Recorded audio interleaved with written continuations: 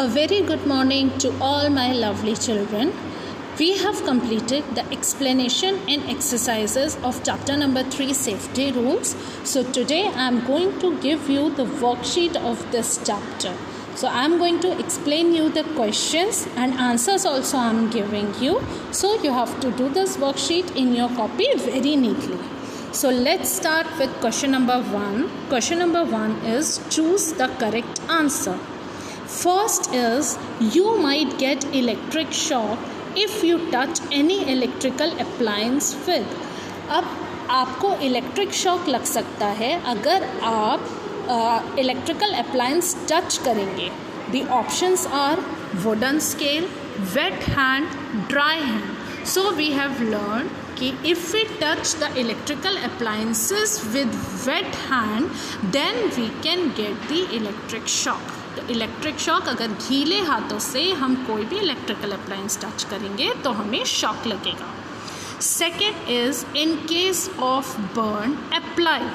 Burn के case में क्या अप्लाई करना चाहिए? अगर आप जल जाते हैं तो आपको क्या लगाना चाहिए इफेक्टेड पार्ट पे?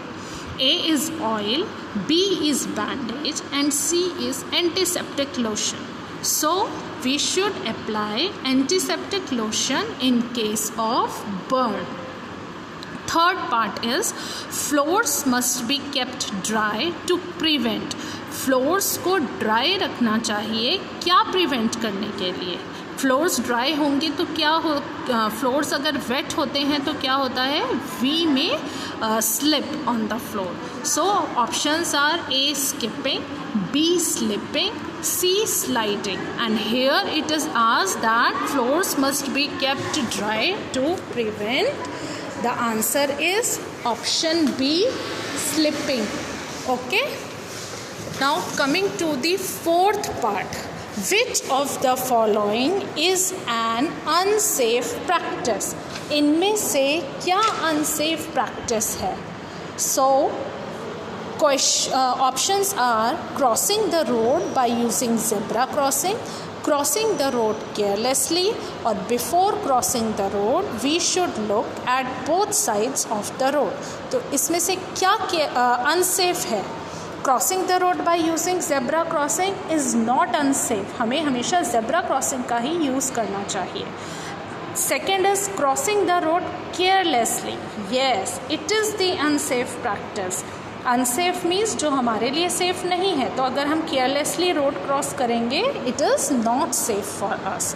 फिफ्थ इज़ ब्रेकिंग और cracking of bone in our body is called. जो बोन बॉडी में ब्रेक हो जाती है या क्रैक हो जाती है उसे क्या कहते हैं? ऑप्शंस आर ब्रेकिंग, फ्रैक्चर और cracking. So it is called fracture. Bone breaking is fracture. Now coming to the second question, which is write true or false. True or false बताना है आपको whether the statement is true or false. First is we should play and run on the road.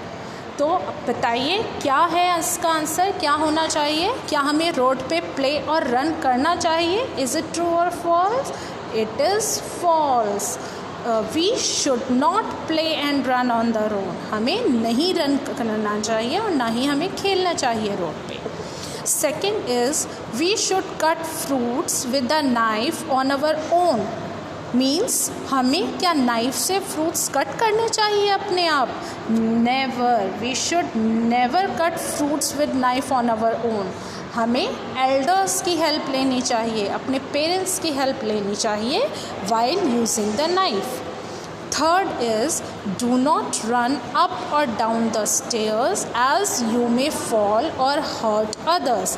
Yes, it's true. हमें stairs पे run up और down नहीं करना चाहिए क्योंकि हम गिर सकते हैं and we can hurt others also. Fourth is we should push our friends while waiting in a queue. Queue means line. Line में अगर हम लगे हैं, वेट कर रहे हैं किसी चीज़ का, तो हमें फ्रेंड्स को पुश करना चाहिए. Yes or no? No, we should not push our friends while waiting in a queue. So this statement is also false. Fifth statement is swim at the shallow side of the swimming pool when learning. जब आप swimming सीख रहे होते हैं तो swimming pool के shallow side में, shallow side means जहाँ पर वाटर लेवल कम है, वहाँ पर स्विमिंग सीखनी चाहिए. Yes, it's true. हमें शैलो साइड पे स्विमिंग सीखनी स्टार्ट करनी चाहिए. So this is all for the worksheet. Please do this worksheet in your copy neatly. Thank you and have a very nice day.